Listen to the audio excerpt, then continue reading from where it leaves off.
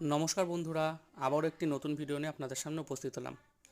আজকে যে কয়েনটি আপনাদের দেখাতে চলেছি এটি স্বাধীন ভারতের প্রথম এবং শেষ দুআনার কয়েন বলা যেতে পারে। 1957 সালের পূর্বে ভারতের রুপি সিস্টেম 16 আনা এবং 64 পয়সায় বিভক্ত ছিল।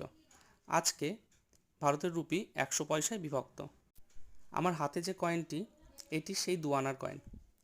কপার নিকেলে তৈরি এই কয়েনটির ওজন প্রায় 5.83 গ্রামের কাছাকাছি। 1950, 1954 ও 1955 সালে এই কয়েনগুলি শুধুমাত্র বোম্বে মিন্ট থেকেই ছাপানো হয়েছিল।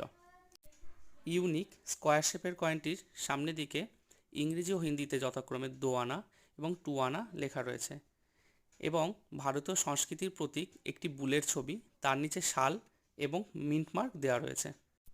কয়েনটির পিছনের দিকে গভর্নমেন্ট অফ ইন্ডিয়া এবং ভারতীয় জাতীয় প্রতীক অশোক স্তম্ভের ছবি দেওয়া রয়েছে। 1950 এবং 1954 সালের কয়েনটি বর্তমানে স্কেয়ার ক্যাটাগরির মধ্যে পড়ে এবং এই কন্ডিশনের দাম প্রায় 5 থেকে 700 টাকা হয়ে থাকে। ইউএনসি গ্রেডের কয়েনের দাম প্রায় 1500 থেকে তার বেশি হতে পারে। আর 1955 সালের কয়েনটি যেহেতু রেয়ার ক্যাটাগরির মধ্যে পড়ে, এই কন্ডিশনেই সেই কয়েনটির দাম প্রায় 25 থেকে 30,000 টাকার অধিক হতে পারে এবং ইউএনসি গ্রেডের কয়েন 50,000 টাকার বেশি হবে। কালেক্টরদের মধ্যে অনেক সময় একটি ভুল ধারণা হয়ে থাকে, পিছনের দিকে যে অশোক স্তম্ভটি রয়েছে তার নিচে একটি স্টার মার্ক রয়েছে।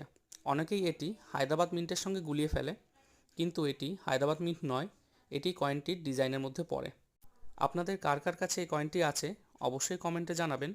ভিডিওটি ভালো লাগলে লাইক এবং সাবস্ক্রাইব করতে ভুলবেন না।